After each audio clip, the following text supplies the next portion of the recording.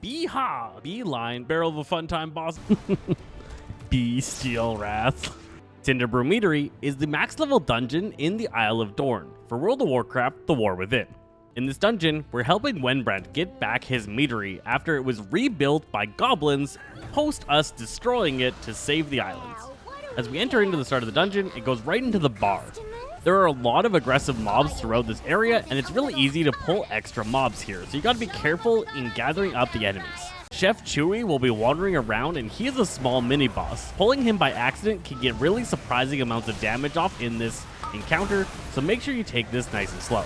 Due to interactions within the bar, you actually need to clear out pretty much every enemy in this room. Partway through the next boss fight, you're going to have to run throughout this room to do different interactions, and you need to make sure that you aren't pulling extra mobs throughout the boss fight.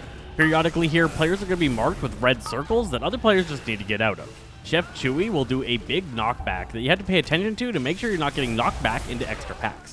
Throughout this fight, there are a lot of swirl effects that go on the ground. These are going to stun or disorient you and can be absolutely deadly if they hit the tank.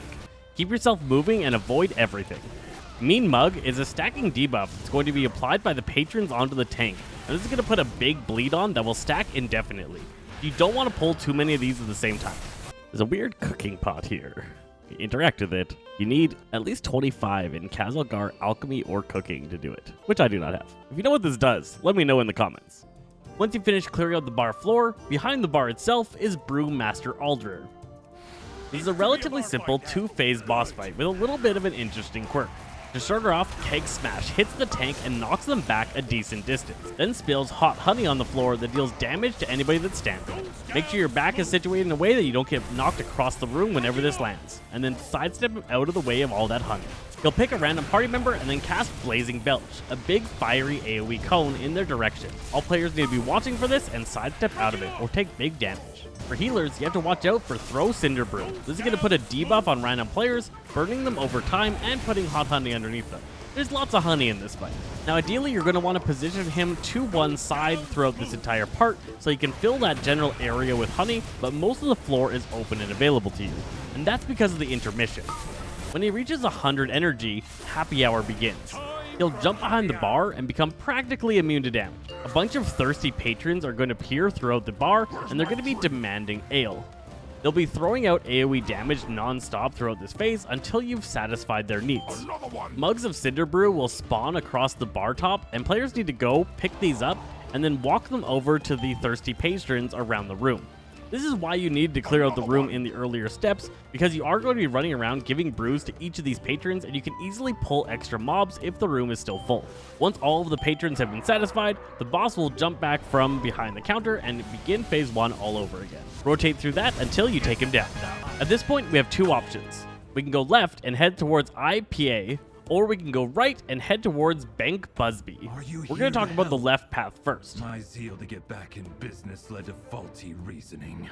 There's also these flamethrowers here that says you need Gnome, Goblin, Mecha Gnome, or at least 25 in engineering. Let me know what these do in the comments. Going down this route, this is the beer side, and we're going to be dealing with a lot of beer-based effects. Flavor scientists down this path are going to put down a failed batch totem. This is a fire totem that's going to explode at the end of a duration. DPS need to switch to these and burn them down. They'll also cast Rejuvenating Honey, which is a heal effect that needs to be interrupted. Careless Hobgoblins are going to be big adds throughout these hallways. They're going to pick a random direction and charge.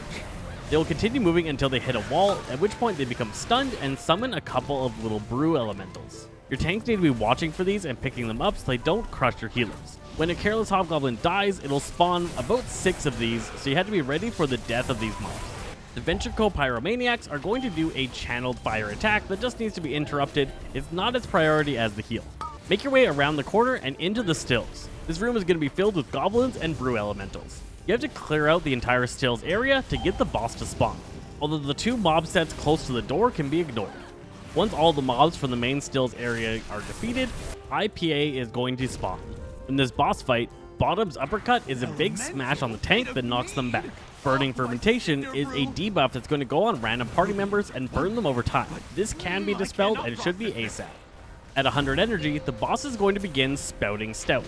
This is going to make him expel mead droplets around him. Yellow swirls will spawn throughout the room that you have to constantly dodge, and a bunch of brew drops are going to spawn on the edges of the room. These are going to slowly creep in on IPA, and if they ever touch him, give him an absolutely massive shield. You need to slow, stun, and knock these things back, moving the boss away from them, and then burn them down before they manage to touch the boss. You can't just keep these things slowed forever, because at 100 energy, they'll get a massive speed boost and then charge towards the boss. You definitely want to take them all down. This boss should be pretty easy to take care of, and then we're making our way back to the start by going through that edge pathway. You need to take out the mob to the right to be able to get out of the room, and this will bring you back into the bar. Now we can head across the other side and head into the B side of the dungeon, heading towards Benk. This side is going to have bees, goblins, and gnolls. The gnolls are the biggest threat in the area. They have a lot more health and they do quite a bit more damage. The bees are pretty easy to deal with and should just be cleaved down. Anybody with any control abilities need to pull in the bee wranglers because they will stand from range and shoot quite powerful attacks. The bee wranglers are definitely the priority kill and should be focused down first. Beezooka will put a red arrow on people's heads and they just need to sidestep out of the group, making sure to not get blasted by the red beam. Bee Steel Wrath will enrage all of the bees in the area, making them do a lot more damage. You don't want to pull too many bees if you have a bee wrangler up. Shredding Sting is a stacking debuff that goes out from the bees onto the tank, so you want to make sure you pull only enough that you can handle this debuff. Beeswax is cast by these big gnolls. This will put a big yellow circle around the gnoll, and everybody needs to get out of there before it erupts. If you get hit by that beeswax attack, you end up getting crystallized in some wax, which will stun you for a short duration. The biggest damage output in this side is the honey volley. This is going to be cast by the royal jelly purveyors, and you definitely need to keep these guys interrupted so they don't get that volley off. These guys will also cast Rain of Honey, which is going to create a bunch of yellow swirls all over the place that needs a lot of fast sidestepping. When the bees get low health, they do Final Sting. This will begin a long cast, and at the end of it, they'll rush towards the target, do them a lot of damage, and then the bee dies. You definitely should want to kill these things before they get this off, because it can really do a surprise kill on a teammate. You definitely want to clear out the boss's room and all of the bees in the area and around the steps. There's quite a bit of movement in this fight, and you're accidentally going to pull mobs if you can leave anything around here still alive. Now we get to fight Benk Buzzbee. He's going to put honey marinade onto the tank, which after 5 seconds, they'll begin erupting damage around them.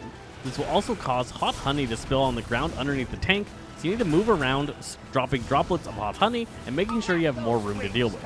Fluttering Wing is an AoE attack that's going to push all players back for a short duration and deal a lot of AoE damage. You're going to have to heal up quickly after this effect to make sure nobody goes down. The main effect of this boss is Snack Time. Barrels of honey are going to be spread around the room, which is going to attract some Ravenous Cinderbees. A new bee gets summoned per barrel every 30 seconds, so you're going to need to take these barrels out. How do you do that? Well, you need to burn a bee down. Once it reaches 0 HP, it's going to become neutral. Players will be able to interact with it to ride it, and then use their new ability, Bee-Ha, to send that bee flying forward and destroy one of the barrels. You could choose to just ignore all of these Cinderbees, but they do a stacking debuff onto the tank, Shredding Sting, that eventually is just going to become unhealable. The boss will continue to summon barrels throughout the fight, so you're going to be constantly dealing with these and getting more and more bees if you don't burn them down and destroy the barrels quickly. Once the Barrel of a Fun Time boss is down, we're going to make our way through the back entrance and back into the bar room. Now we're going to have a bee line that we can jump on to ride up to the final boss. Each player hops on a bee and flies up to this upper ledge, and we're going to begin the final trash pack. The Yes Men are a line of goblins here that report to Goldie. Whenever one of these Yes Men dies, all the other ones heal to full health and get a massive buff in damage. AoE is not very useful here. You're going to want to single target down one of the Yes Men at a time, burning each one and then moving on to the next. Make sure to mark targets so everybody knows which one to kill. Every bit of unnecessary damage just gets healed off and is an absolute waste of time. Once all of the Yes Men are down, Goldie will enter into the fray. She'll start the fight off with Spread the Love, which is going to set a bunch of barrels around the room. If any of her attacks hit the barrels will detonate and send out rushing flows of lava that players need to dodge. Cash Cannon is a frontal cone that will focus in on the tank. After firing it, it'll knock the tank back and destroy any barrels in the range. Burning Ricochet will mark some players with red circles. Those players can stand nearby some barrels, and the boss will shoot a ricocheting shot off at them that will destroy all nearby barrels, and damage any players in their range. Now why would we want to destroy barrels, you might ask? Well, Let It Hail is her main ability. Upon reaching 100 energy, she's going to jump up in the air and start firing wildly, destroying all the barrels in the area and doing massive damage to the entire party for every barrel that's still up.